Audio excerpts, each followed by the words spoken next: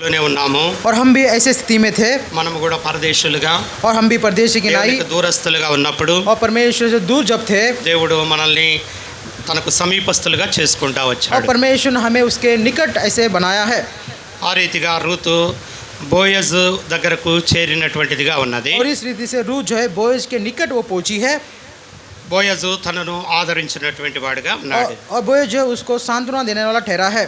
Ruth తన దేశాన్ని విడిచిపెట్టింది.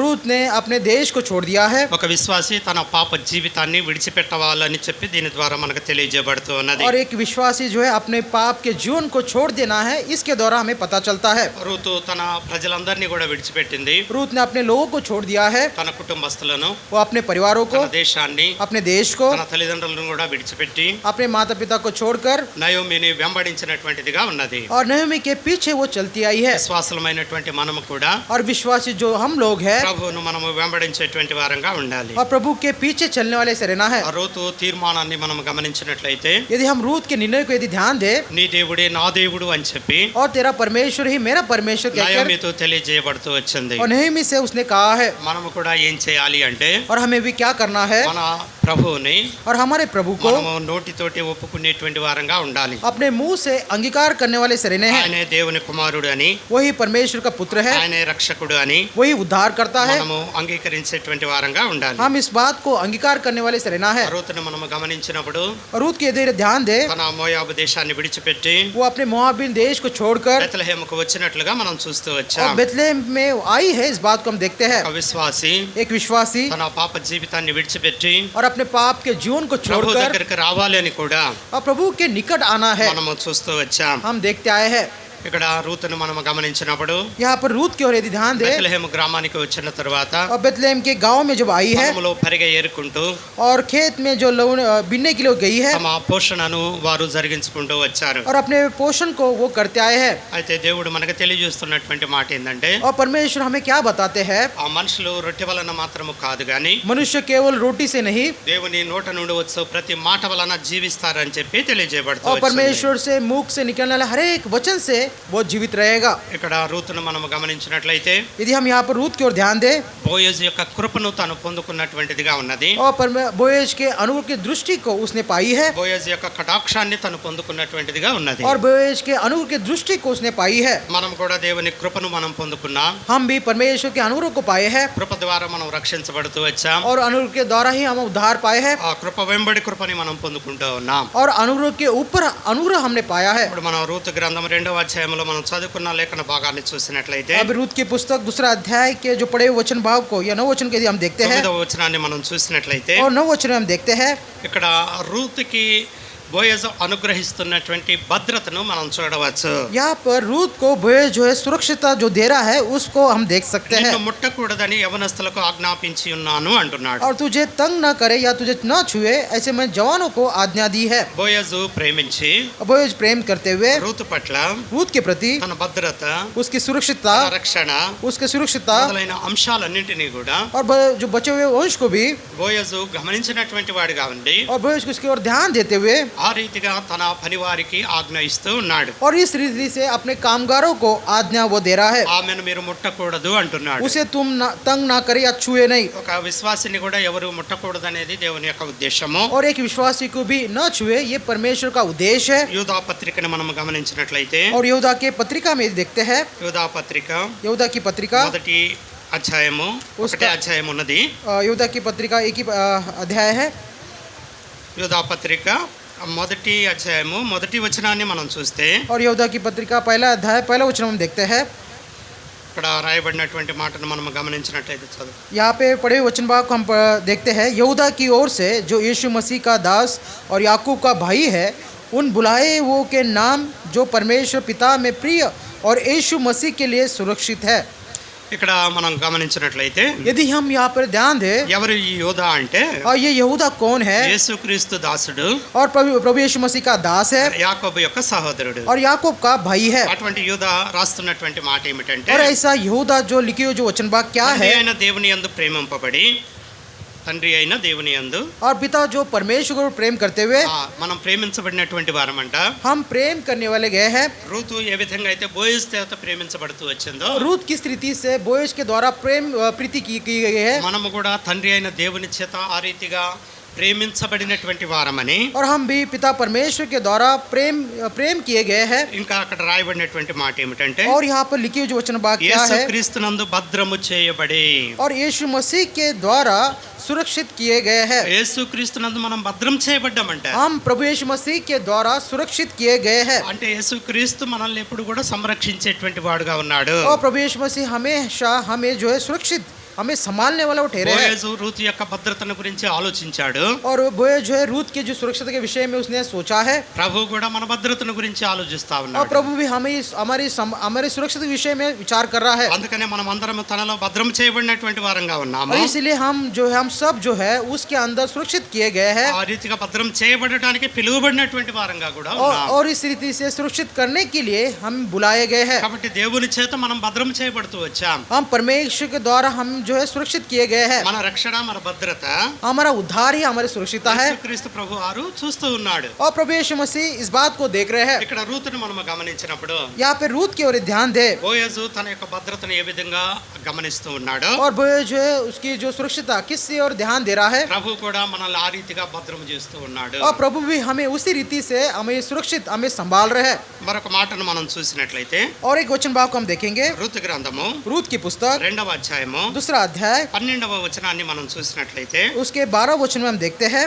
Ruth గ్రంథము 2వ అధ్యాయము 12వ వచనం. रूत की पुस्तक 2 अध्याय 12 वचन। ఆ రూతును చూసి బోయజ్ అంటున్నటువంటి మాటను మనం చూసినట్లయితే, और रूत को देखकर बोएज ने जिन बातों को कहा उस बातों के लिए ध्यान दे, यहोवा तेरे कार्य का फल दे, और इज़राइल का परमेश्वर यहोवा जिसके पंखों तले तू शरण लेने आई है तुझे पूरा बदला दे। ఇక్కడ మనము గమనించినట్లయితే, यदि हम यहाँ पर ध्यान दे, 12వ వచనంలో, యెహోవా నీవు చేసిన దానికి ప్రతిఫలం ఇచ్చును, यहोवा तेरे कार्य का फल दे, ఇశ్రాయేలీల దేవుడైన యెహోవా రెక్కల కింద సురక్షితంగా ఉండునట్లు నీవు వచ్చితివి. और इज़राइल का परमेश्वर यहोवा जिसके पंखों तले तू शरण लेने आई है तुझे तेरा पूरा बदला दे। నువ్వు ఎట్లా వచ్చావు అంటే, और तू कैसी आई है, రూతును గురించి బోయజ్ మాట్లాడుతున్నటువంటి మాట, और रूत के विषय में बोएज जो है कही जो बात है, యెహోవా రెక్కల కింద సురక్షితంగా ఉండునట్లు. यहोवा के पंखों तले सुरक्षित रहने के लिए, యెహోవా రెక్కల కింద సురక్షితంగా ఉండడానికి రూతు వచ్చిందంట. और यहोवा के पंखों के तले सुरक्षित रहने के लिए रूत आई है। ఒక విశ్వాసిగా మనం ఉన్నప్పుడు और एक विश्वासी जब है, మనల్ని కూడా దేవుడు ఏం చేస్తాడు అంటే, और हमें भी परमेश्वर क्या తన करता है, రెక్కల కింద చేర్చుకునేటువంటి వాడుగా ఉన్నాడు. उसके पंखों के नीचे हमें वो ग्रहण करता है। కీర్తనల గ్రంథంలో మనం చూసినట్లయితే, और भजन संहिता में हम देखते हैं, కీర్తనల గ్రంథము भजन संहिता 91వ కీర్తన, उसका 51 भजन, 91వ కీర్తన 4వ వచనాన్ని మనం చూసినట్లయితే, भजन संहिता उसका 51 और उसका 4था वचन, 91వ కీర్తన 4వ వచనం. और भजन संहिता उसका 51 उसका 4था वचन, చదువు. वो तुझे अपने पंखों की आड़ में ले लेगा और तू उसके परों के नीचे शरण पाएगा, उसकी सच्चाई तेरे लिए ढाल और झिलम ठहरेगी। ఇక్కడ మనం గమనిస్తే, यदि हम यहाँ पर ध्यान ఆయన दें, తన రెక్కలతో నిన్ను కప్పును. वो तुझे अपने पंखों की आड़ में ले लेगा। ఎవరైతే దేవుణ్ణి విశ్వసిస్తారో, और जो कोई प्रभु पर विश्वास करते దేవుని हैं, బిడ్డలుగా ఉంటారు, प्रभु के संतान में ठहरते हैं, అటువంటి వారందరినీ కూడా ऐसे सभी लोगों के తన लिए రెక్కలతోటి కప్పేటువంటి వాడుగా ఉన్నాడంట. और अपने पंखों से आड़ में उसे छिपा लेगा। అదే మాట బోయజ్ కూడా అంటూ ఉన్నాడు, और यही बात जो है बोएज कह रहा है, యెహోవా రెక్కల కింద సురక్షితంగా ఉండడానికి నువ్వు వచ్చావు అని. और यहोवा के पंखों के तले सुरक्षित रहने के लिए तू आई है, ఆయన రెక్కల కింద నీకు ఆశ్రయము కలుగును. और उसके पंखों के नीचे तू शरण लेगी। దేవుని యొక్క రెక్కల కింద और पंखों परमेश्वर के पंखों के नीचे మనం ఆశ్రయం పొందేటువంటి వారంగా ఉన్నాం. हम जो शरण लेने वाले ठहरे हैं। ఆయన సత్యము కేడమును డాలునై ఉన్నది. उसका जो सत्य जो है झीलम और ढाल है, ఆయన యొక్క సత్యము उसका जो सत्य है కేడమును డాలునై ఉన్నది. और झीलम और ढाल है। ఆ రీతిగా దేవుని యొక్క రెక్కల కింద మనం ఉన్నప్పుడు और इस रीति से जब परमेश्वर के पंखों के तले जब रहते ఎటువంటి हैं, అపాయము మనకి దరి చేరదు. और किसी प्रकार का अपाय या दुर्घटना हमारे पास नहीं आती ఆ है। రీతిగా దేవుడు इस रीति से తన परमेश्वर రెక్కలతోటి మనల్ని కప్పేటువంటి వాడుగా ఉన్నాడు. अपने पंखों से परमेश्वर हमें छुपाएगा। మరొక మాటను కూడా మనం చూసినట్లయితే, और एक वचन भाग को हम देखेंगे, మత్తయి సువార్త मत्ती सुसमाचार 23వ అధ్యాయము उसका 23वां अध्याय మత్తయి సువార్త 23వ అధ్యాయము मत्ती सुसमाचार उसका 23वां अध्याय 37వ వచనాన్ని మనం చూసినట్లయితే उसके 37 वचन में हम देखते हैं 37వ వచనం 37 वचन చదువు. हे यरूशलेम तू भविष्यवक्ताओं को मार डालता है और जो तेरे पास भेजे गए उन पर पथराव करता है। कितने ही बार मैंने चाहा कि जैसे मुर्गी अपने बच्चों को अपने पंखों के नीचे इकट्ठा करती है वैसे ही मैं भी तेरे बालकों को इकट्ठा कर लूं, परंतु तुमने न चाहा। ఇక్కడ దేవుడు ఏమంటున్నాడు అంటే यहाँ पर परमेश्वर क्या कहते కోడి हैं? తన పిల్లలను రెక్కల కిందకి ఎలాగో చేర్చుకొనును. और मुर्गी जिस तरह से अपने बच्चों को अपने पंखों के नीचे लेती है, కోడి పిల్లలను పెట్టినప్పుడు और मुर्गी जब बच्चों को जन्म देती తన है రెక్కల కింద వాటిని దాచుకుంటా ఉంటది. अपने पंखों के नीचे उसे छुपा कर रखती है వాటి దగ్గరికి ఎవరిని కూడా రానివ్వదు. और उसके निकट किसी भी आने नहीं देती है, వాళ్ళని ఎంతగానో ఆ పిల్లల్ని ఎంతగానో సంరక్షించేటువంటిదిగా ఉంటది. और उस बच्चों को कितने ही वो संभालती है, सुरक्षित रखती है। ఆ రీతిగా उसी रीति से కోడి తన పిల్లలను రెక్కల కిందకి ఎలాగో చేర్చుకొనును, और मुर्गी अपने बच्चों की इस रीति से वो पंखों से इकट्ठा करती है, అలాగనే నీ పిల్లలను ఎన్నో మార్లు చేర్చుకొనవలెనని యుంటిని గాని वैसे ही मैं भी तेरे बालकों को इकट्ठा कर लूं। తన పిల్లలైనటువంటి మనల్ని కూడా और उसके बच्चे जो हम लोग దేవుడు हैं, తన రెక్కల కింద చేర్చుకోవాలని చూస్తా ఉన్నాడు. और परमेश्वर उसके पंखों के नीचे लेना चाहते हैं, అయితే మీరు వల్లకపోయిరి అంటున్నాడు. परंतु तुम न चाहा। చాలా మంది ఆ దేవుని యొక్క మాటకు లోబడరు. और बहुत सारे जो लोग हैं परमेश्वर के वचन को जो आधीन नहीं होते తన हैं, రెక్కల క్రింద ఆశ్రయం పొందేటువంటి వారుగా ఉండరు. और उसके पंखों के नीचे शरण लेना न चाहते हैं। దేవుడైతే తన రెక్కల కింద మనల్ని చేర్చుకోవాలని ఆశపడతా और ఉన్నాడు. परमेश्वर तो उसके पंखों के नीचे हमें शरण ले उसके चाह रखते हैं। ఎలాగంటే కోడి తన పిల్లలను తన రెక్కల కింద ఏ రీతిగా దాచుకుంటుందో और जिस रीति से मुर्गी अपने बच्चों को अपने पंखों के नीचे छुपाती है, ఆ రీతిగా మనల్ని కూడా దేవుడు సంరక్షించడానికి సిద్ధంగా ఉన్నాడు. और उसी रीति से हमें भी परमेश्वर सुरक्षित रखने के लिए, हमें संभालने के लिए वो రూతును तैयार है। మనం గమనించినప్పుడు रूत की ओर हम ध्यान दे, బోయజ్ అంటున్నటువంటి మాట, और बोएज जो बातों को कहता है, యెహోవా రెక్కల కింద సురక్షితంగా ఉండడానికి నువ్వు వచ్చావు అంటున్నాడు. और यहोवा के पंखों के तले सुरक्षित रहने के लिए तू आई है। ఆ సురక్షితం అనేటువంటిది దేవుడు కూడా మనకి ఇస్తా ఉన్నాడు. और वो जो सुरक्षितता है परमेश्वर हमें भी दे रहा है, తన రెక్కల కింద మనల్ని దాచుకుంటా ఉన్నాడు. उसके पंखों के नीचे हमें वो छुपा रहा है। మరొక మాటను కూడా మనం చూసినట్లయితే और एक वचन भाग को हम देखेंगे, ఆ ఋతు గ్రంథము रूत की पुस्तक 2వ అధ్యాయము 2रा अध्याय 10వ వచనాన్ని మనం చూసినట్లయితే उसके 10 वचन हम देखते हैं। तब वो भूमि చదువు. रूत की पुस्तक 2रा अध्याय 10 वचन, तब वो भूमि तक झुककर मुंह के बल गिरी और उससे कहने लगी, क्या कारण है कि तूने मुझ परदेशिनी पर अनुग्रह की दृष्टि करके मेरी सुधि ली है। ఇక్కడ బోయజ్ అంటున్నటువంటి మాటను మనం గమనించినట్లయితే यहाँ पर बोएज जिन बातों कहता है उन बातों के लिए ध्यान दे। రూతు తోటి అంటున్నటువంటి మాట, रूत से कहने वाली बात है, నీ పెనిమిటి మరణమైన తరువాత और तेरे पति के मृत्यु के बाद నీవు నీ అత్తకు చేసినదంతయు నాకు తెలియజేయబడెను. और तूने तेरे सास से जो कुछ किया है मुझे पता है।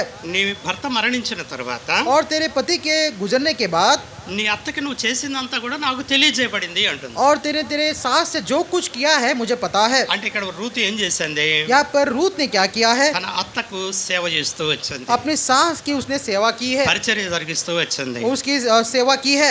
తన ముసలితనంలో ఉన్నది वो जो बुढ़ापे में है తన భద్రత, उसकी जो తన सुरक्षिता, పోషణ उसका पोषण, మొత్తం కూడా రూతే చూసుకుంటా ఉన్నది. ये सब कुछ रूत देखते आई है, ఇవన్నీ కూడా నాకు తెలియజేయబడి అంటుంది. और ये सब मुझे बताया गया है। విశ్వాసులుగా మనం కూడా ఏం చేయాలి అంటే, और विश्वासी के नाई हमें भी क्या करना है? ఫిలిప్పీలకు రాసినటువంటి పత్రిక, और फिलिपियों की पत्रिका ఫిలిప్పీలకు రాసినటువంటి పత్రిక 2వ అధ్యాయము उसका 2रा अध्याय 4-5 వచనాలను మనం చూసినట్లయితే, और 4 और 5 वचन हम देखते हैं। మీలో ప్రతివాడు తన సొంత కార్యములను మాత్రమే కాక ఇతరుల కార్యములను కూడా చూడవలెను. క్రీస్తు యేసున కలిగిన ఈ మనసు మీరును కలిగి ఉండుడి.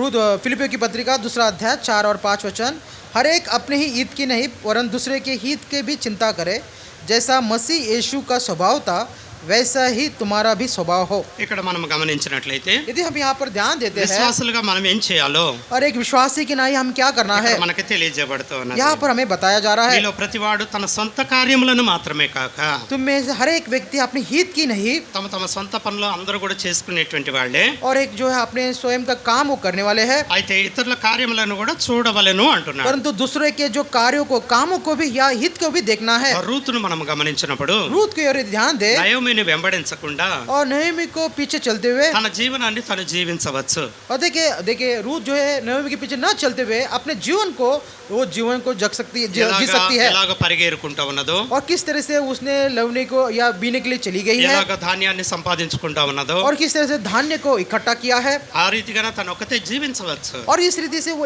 अकेले जो है जीवन को व्यतीत कर सकती కానీ है. తను అలా ఉండలేదు. परंतु वो वैसे नहीं है. తన అత్తను కూడా తనతో పాటు ఉంచుకొని अपने सास को भी अपने साथ रखते हुए, తన పోషణను కూడా తను చూస్తా और ఉన్నది. उसका पोषण भी वो देख रही है, తన అవసరతలను తీరుస్తా ఉన్నది. उसकी जरूरतों को वो पूरा कर रही है, తనకు కూడా ఆహారాన్ని సమకూరుస్తా ఉన్నది. और उसके लिए भी अपने सास के लिए भी भोजन को इकट्ठा करी है, తన పనులను కూడా తను చేస్తా ఉన్నది. और अपने सास के कामों को भी वो कर रही है. ఒక విశ్వాసిగా మనము కూడా और एक विश्वास से कि नहीं, हम भी जो మన है పనులు మాత్రమే కాదు గాని केवल हमारे ही काम नहीं, అవసరతలో ఉన్నటువంటి వారి యొక్క అవసరతలు కూడా और जिनको जरूरत है उनकी जरूरत भी మనం చూసేటువంటి వారంగా ఉండాలని हम देखने वाले रहना है. ఇక్కడ మనకు తెలియజేయబడుతున్నది. यहाँ पर हमें बता रहे हैं, అదే ఇక్కడ మనకు తెలియజేసేటువంటి మాట, यहाँ पर जो हमें बता रहे हैं, క్రీస్తు యేసునకు కలిగిన ఈ మనస్సు మీరు కలిగి ఉండుడి.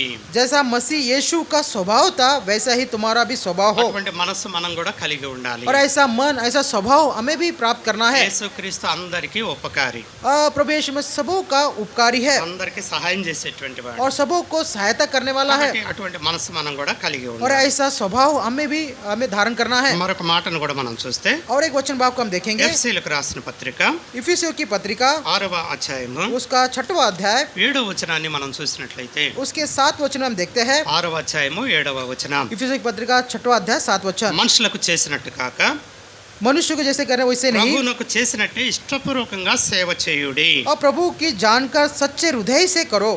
ఇంకా మనం ఏం చేయాలంట, और हमें क्या करना है, మనం చేసేటువంటి సేవ हम जो सेवा करते हैं ఎలాగ ఉండాలి అంటే, वो कैसा रहना है, మనుషులకు చేసినట్టు కాక मनुष्य के लिए नहीं.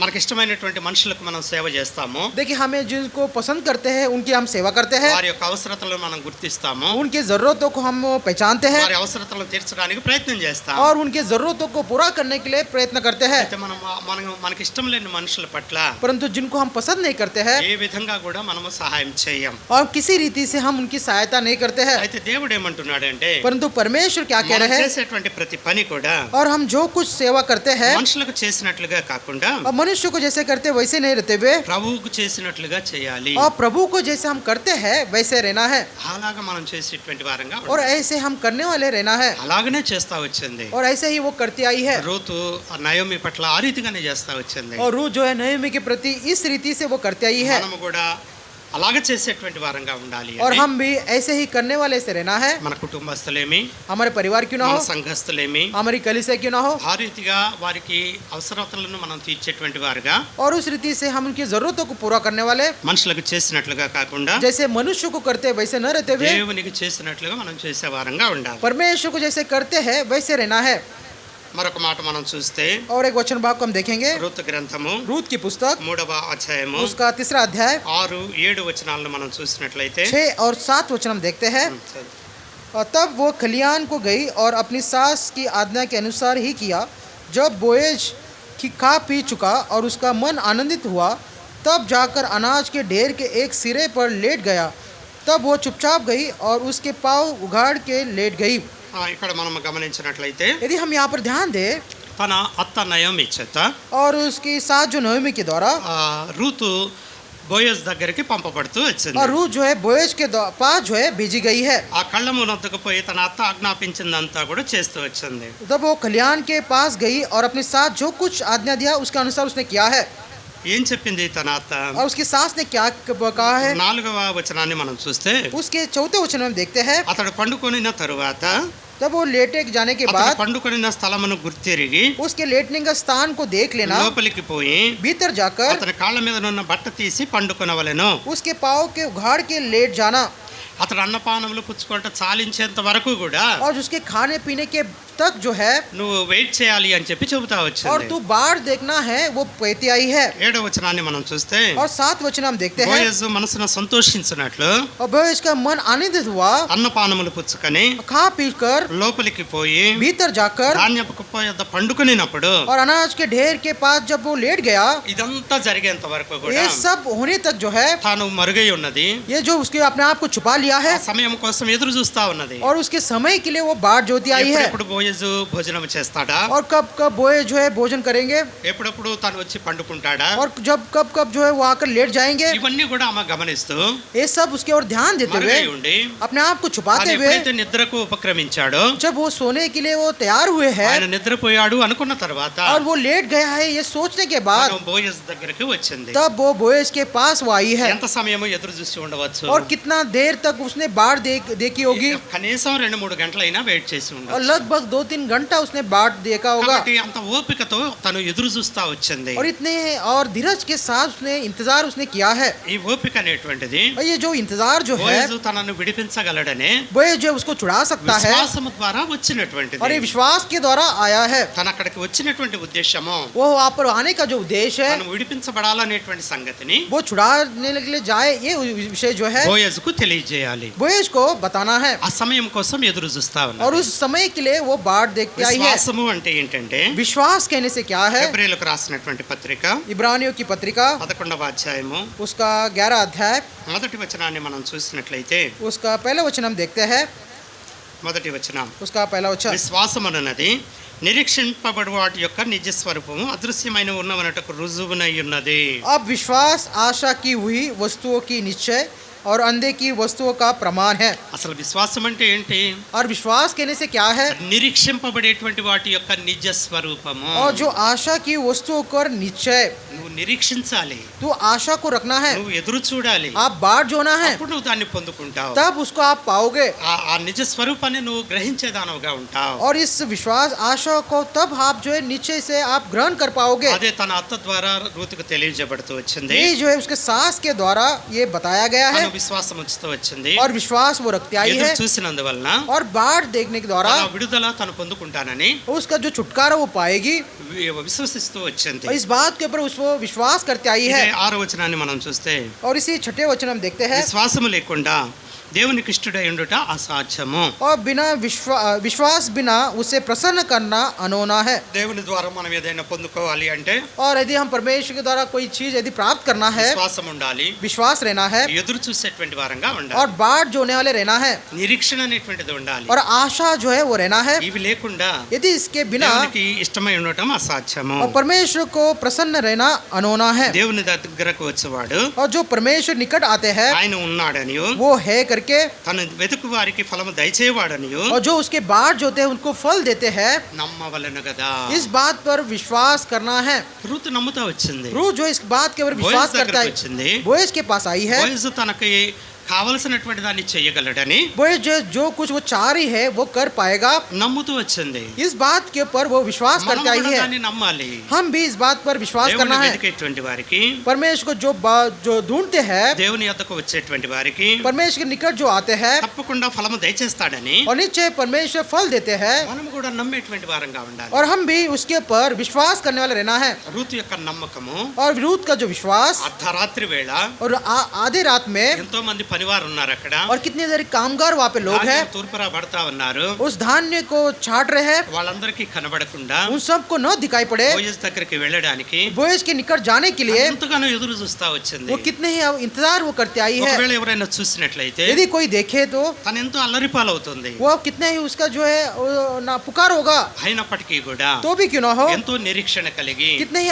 आशा को रखते ఎంతో हुए, విశ్వాసముతో और कितने ही विश्वास के బోయజు साथ దగ్గరికి వచ్చింది. बोएज के निकट आई है। బోయజు ద్వారా ఫలాన్ని పొందుకోవాలంటే और यदि बोएज के द्वारा फल को प्राप्त करना है, ఆ ఎదురు చూపు అనేటువంటిది అవసరం. जो बाट जोना है ये बहुत ही जरूरी है। మనం కూడా దేవుడి దగ్గరికి వస్తున్నాం, हम भी परमेश्वर निकट आते हैं, విశ్వాసంతో రావాలి. विश्वास के साथ आना है। విశ్వాసంతో వచ్చినట్లయితే यदि हम विश्वास के साथ आते हैं, దేవుడు మనల్ని ప్రేమిస్తాడు. परमेश्वर हमसे प्रेम करेंगे, మనం దేవునికి ఇష్టమయ్యేటువంటి వారంగా ఉంటాం. हम परमेश्वर के प्रसन्न रहने वाले रहते దేవుని हैं। దగ్గరికి వచ్చినప్పుడు जब हम परमेश्वर निकट మనకు आते ఫలము हैं, దయచేస్తాడు. तब परमेश्वर మనం हमें फल देंगे, కోరుకున్నటువంటిది మనకు అనుగ్రహిస్తాడు. और जो कुछ हम चाह रहे हैं परमेश्वर हमें देंगे। రూతు విడుదలను కోరుకున్నప్పుడు रूत ने जब छुटकारा को चाहा, బోయజు ఆ రీతిగా జరిగిస్తూ వచ్చాడు. और बोएज जो है उस रीति से वो करते आए हैं. మనము కూడా దేవుని దగ్గరికి వచ్చినప్పుడు और जब हम परमेश्वर निकट आते हैं, దేవుడు మనకు కూడా ఫలాన్ని దయచేస్తాడని, परमेश्वर हमें भी फल देंगे करके, మనము కోరుకున్న దాన్ని మనకి ఇస్తాడు అని और जो कुछ हमने चाहा है परमेश्वर हमें देंगे, మనము నమ్మేటువంటి వారంగా ఉండాలి. और इस बात के ऊपर हम विश्वास करने वाले रहना है. రూతులో ఉన్నటువంటి నమ్మకము और रूत के अंदर जो रहने वाला विश्वास जो है మనలో కూడా ఉండాలి. और हमारे अंदर भी रहना है. మరొక మాటను మనం చూసినట్లయితే और एक वचन भाव को हम देखेंगे, రూతు గ్రంథము रूत की पुस्तक 4వ అధ్యాయము उसका 4वां अध्याय 13వ వచనాన్ని మనం చూసినట్లయితే, उसके 13 वचन भाग को हम देखते हैं. రూతు గ్రంథము 4వ అధ్యాయము 13వ వచనం रूत की पुस्तक उसका 4वां अध्याय 13 वचन. చదువు. और तब बोएज ने रूत से विवाह कर लिया और वो उसकी पत्नी हो गई.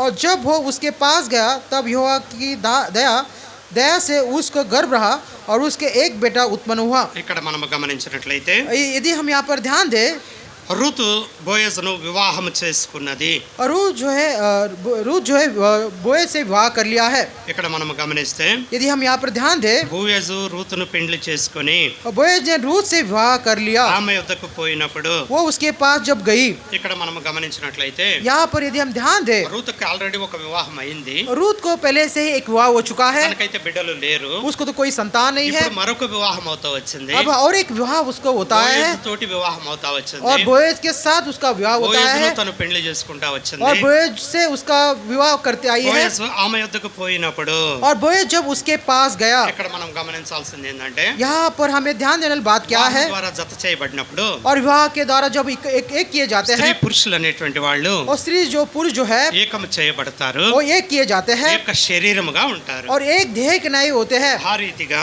इस रीति से ఇక్కడ రూతును మనం గమనించినప్పుడు यहाँ पर रूत की ओर ध्यान दें, బోయజును వివాహం చేసుకునడం ద్వారా और बोएज से विवाह करने के द्वारा బోయజుతో ఏక శరీరముగా చేయబడుతూ వచ్చింది. और बोएज से एक शरीर वो किए गए हैं. ఇక్కడ మనము విశ్వాసమైనటువంటి మనల్ని కూడా మనం గమనించినట్లయితే, और यहाँ पर विश्वास जो हम लोग हैं, यदि और हम ध्यान दें, ఎఫ్సీలకు రాసినటువంటి పత్రికలో ఒక మాట మనం చూసినట్లయితే, और इफिसियों की पत्रिका में एक बात को हम देखते हैं, ఎఫ్సీలకు రాసినటువంటి పత్రిక इफिसियों की पत्रिका 5వ అధ్యాయము उसका 5वां अध्याय 31-32 వచనాలను మనం చూసుకున్నట్లయితే, और 31-32 वचन हम देखते हैं. 31వ వచనం, 31 वचन. ఈ హేతువు చేత పురుషుడు తన తండ్రిని తల్లిని విడిచి తన భార్యను హత్తుకొనును. और इस कारण मनुष्य अपने माता पिता को छोड़कर अपनी पत्नी से मिला रहेगा. ఎందుకు? ఏ హేతువు చేత? और किस कारण, ఏ కారణం చేత పురుషుడు తన తల్లిని తండ్రిని విడిచి భార్యను హత్తుకుంటాడు? और किस कारण मनुष्य अपने माता पिता को छोड़कर अपने पत्नी से मिला रहेगा? ఎందుకంటే భార్య అతని పక్కటెముకలో నుంచి తీయబడింది. क्योंकि पत्नी, उसकी जो पत्नी है अपने पसली से निकाली गई है. తన శరీరము, उसका शरीर है, తన శరీరంలో భాగము.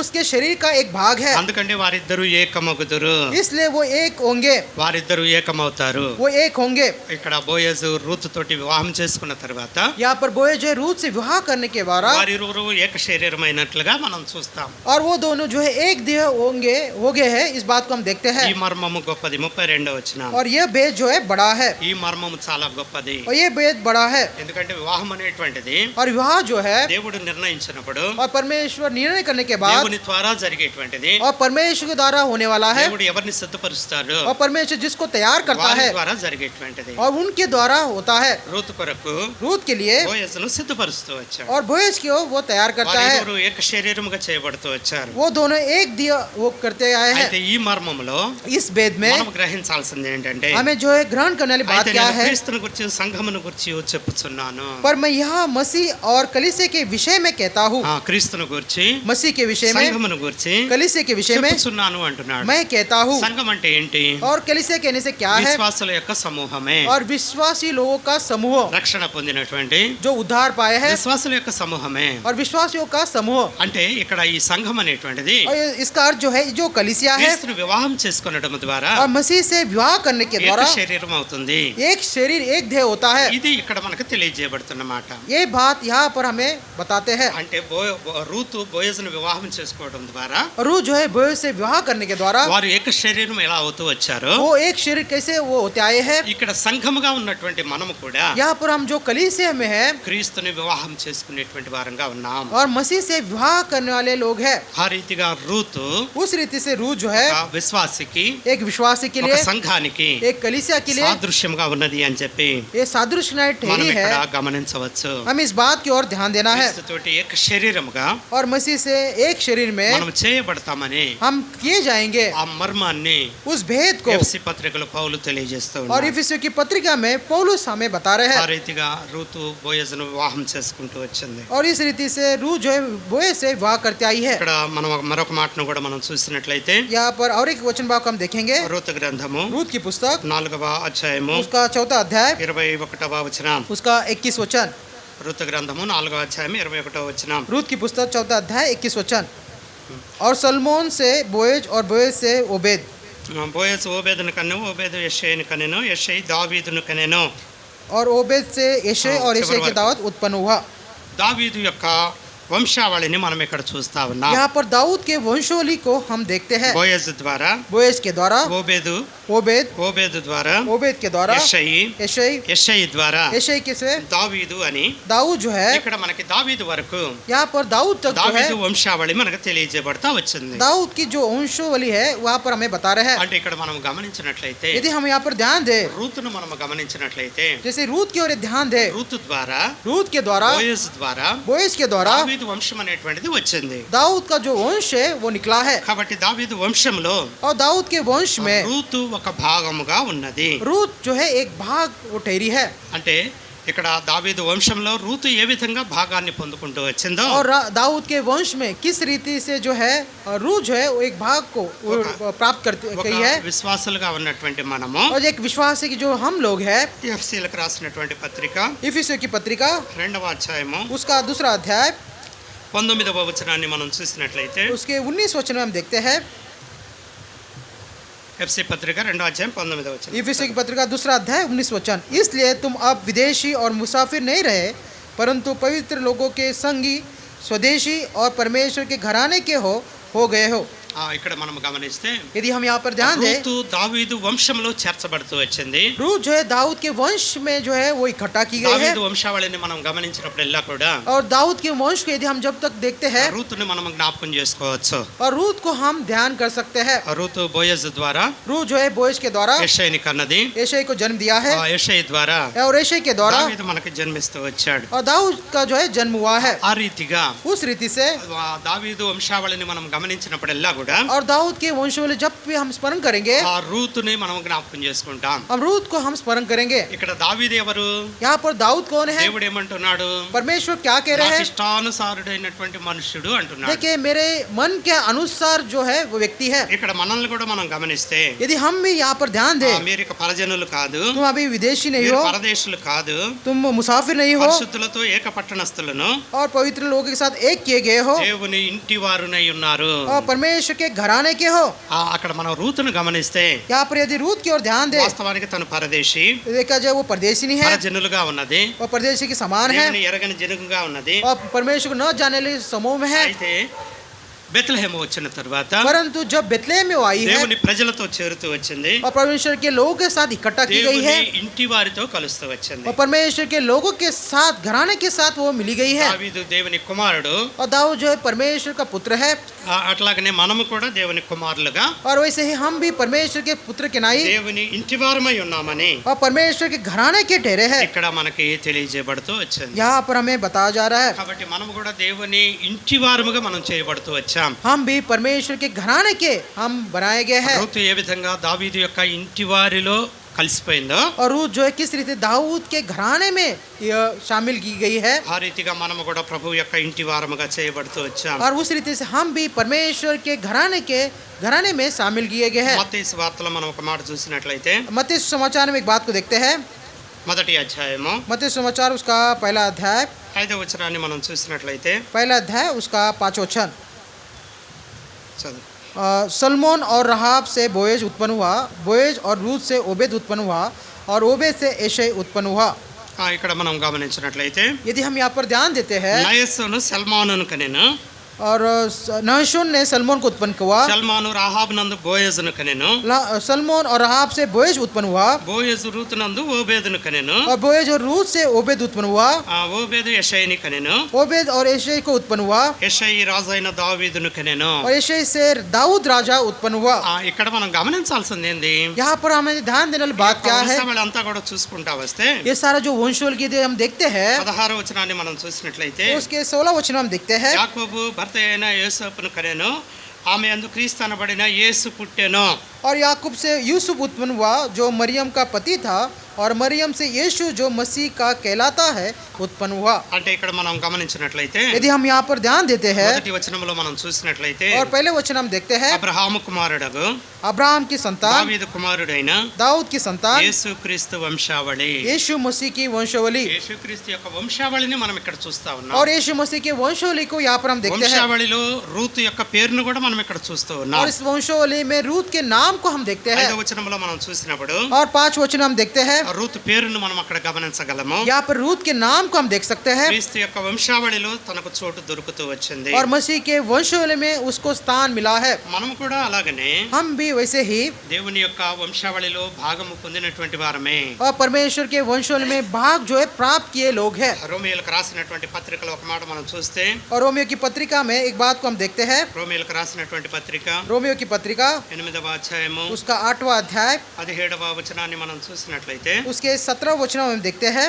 రోమియోలకు రాసిన పత్రిక 8వ అధ్యాయం 17వ వచనం. रोमियो की पत्रिका 8वां अध्याय उसका 17 वचन, और यदि संतान है तो वारिस भी, वरन परमेश्वर के वारिस और मसीह के संगी वारिस है, कि जब हम उसके साथ दुख उठाए तो उसके साथ महिमा भी पाए। మనము పిల్లలమైతే వారసులము, यदि हम संतान हैं तो उसके वारिस है, అనగా దేవుని వారసులము, परंतु परमेश्वर के वारिस है, క్రీస్తుతో కూడా మహిమ పొందుటకు, और मसीह के साथ जो है महिमा पाने के लिए ఆయనతో పాటు మనం శ్రమ పడిన ఎడల यदि हम उसके साथ दुख उठाएंगे, క్రీస్తు తోడి వారసులము. हम तो उसके साथ भी उसके वारिस है। ఏదైనా ఒకటి సంపాదించుకున్నప్పుడు यदि हम कुछ प्राप्त करते हैं, ఆ వ్యక్తులు वो जो व्यक्ति है వాటిని తమ బిడ్డలకు ఇస్తారు, वो अपने बच्चों को देते हैं, ఆ బిడ్డలు వారి బిడ్డలకు ఇస్తారు, वो बच्चे अपने बच्चों को देते ఆ हैं, బిడ్డలు వారి బిడ్డలకు ఇస్తా और वो ఉంటారు. बच्चे उनके बच्चों को देते हैं। ఇది వారసత్వము. ये जो है वारिस है। క్రీస్తు వంశావళి అంటే ఏంటి?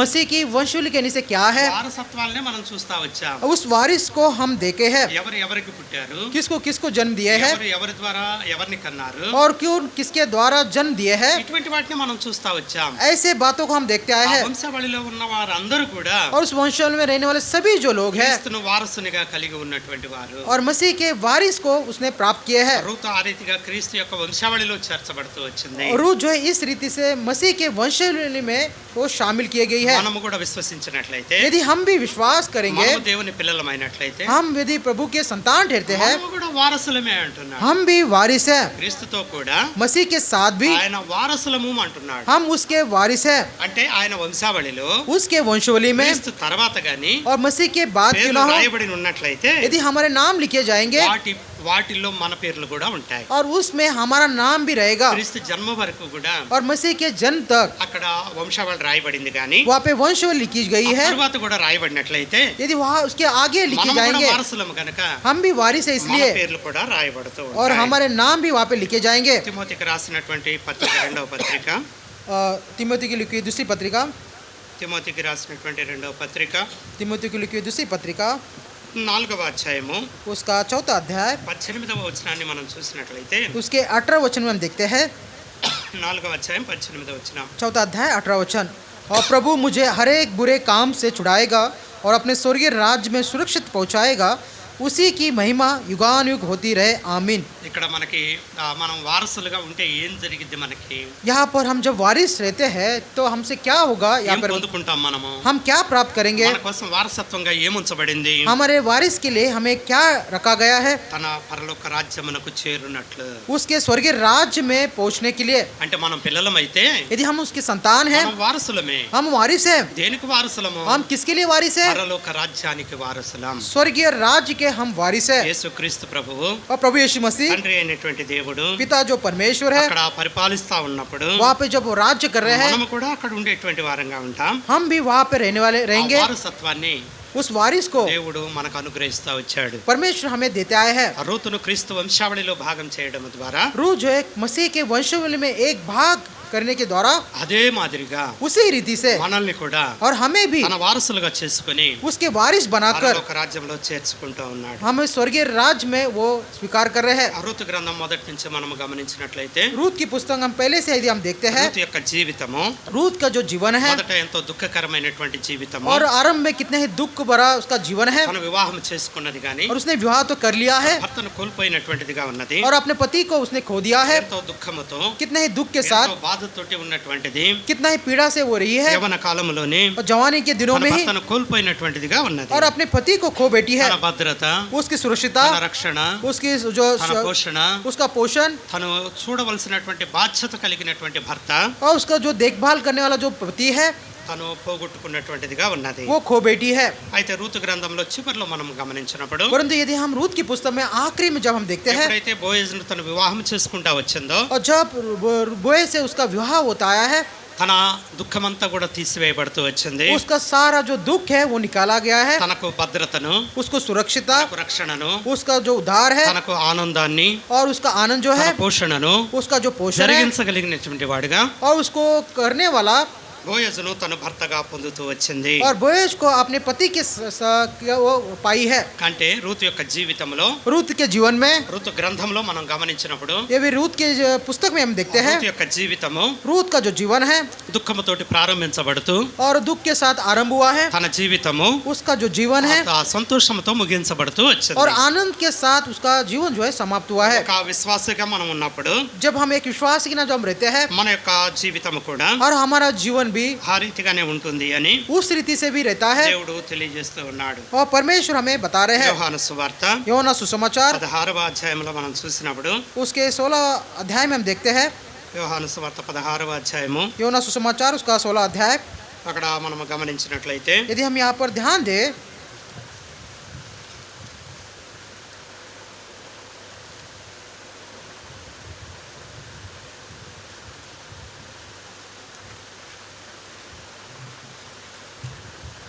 ఇరవై రెండవ వచనం, 16 अध्याय उसका 22 वचन, उसी प्रकार तुम भी अब तो शोक है, परंतु मैं तुमसे फिर मिलूंगा और तुम्हारे मन आनंद से भर जाएंगे।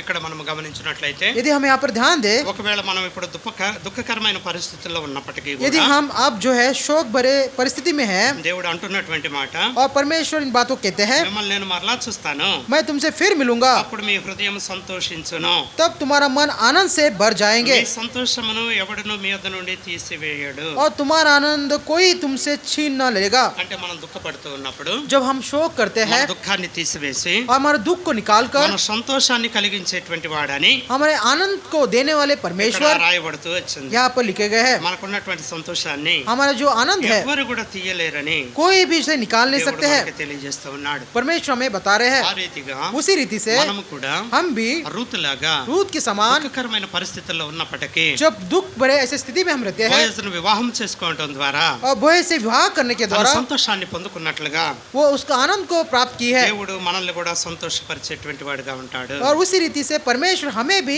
वो आनंद को దేవుని देंगे। దగ్గరకు మనం వెళ్ళినప్పుడు जब हम परमेश्वर निकट जाएंगे దేవుడు మనల్ని సంతోషపరిచేటువంటి వాడుగా ఉన్నాడు. और तब परमेश्वर हमें आनंद से भर देंगे। మరొక మాటను కూడా మనం చూసినట్లయితే और एक वचन भाग को हम देखेंगे, రూతు గ్రంథము रूत की पुस्तक 4వ అధ్యాయము 4 अध्याय 15వ వచనాన్ని మనం చూసినట్లయితే, उसके 15 वचन में हम देखते हैं, రూతు గ్రంథము 4వ అధ్యాయము 15వ వచనం చదువు. रूत की पुस्तक 14 अध्याय उसका 15 वचन, ये तेरे तेरे जी में जी ले आने वाला और तेरे बुढ़ापे में पालने वाला हो, क्योंकि तेरी बहू जो तुझसे प्रेम रखती और 7 बेटों से भी तेरे लिए श्रेष्ठ है, उसी का यह बेटा है।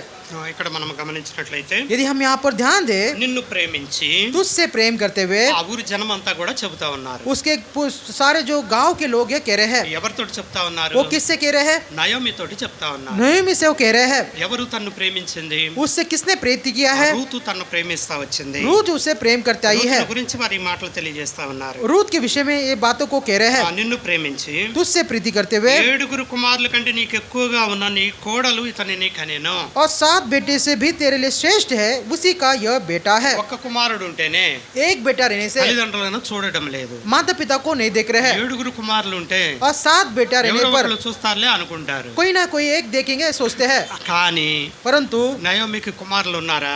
नयोमी को बेटे हैं, ఇద్దరు కుమారులు కూడా మరణించారు. और दोनों पुत्र जो है उसको मृत्यु पाए అయితే हैं। ఇక్కడ ఊరి జనమంతా ఏమంటున్నారంటే, परंतु इस यहाँ पे गांव के सारे जो लोग क्या कह रहे हैं, 7 కుమారులు ఉండి यदि 7 बेटा हो వాళ్ళందరూ నిన్ను ఎంత బాగా చూసుకుంటారో, वो सब कितना तुझे अच्छे से देखेंगे, వాళ్ళందరికంటే ఎక్కువైనటువంటిది నీ కోడలు. वो सबसे बढ़कर जो है जो तेरी बहू है अधिक है। ఆ రూతు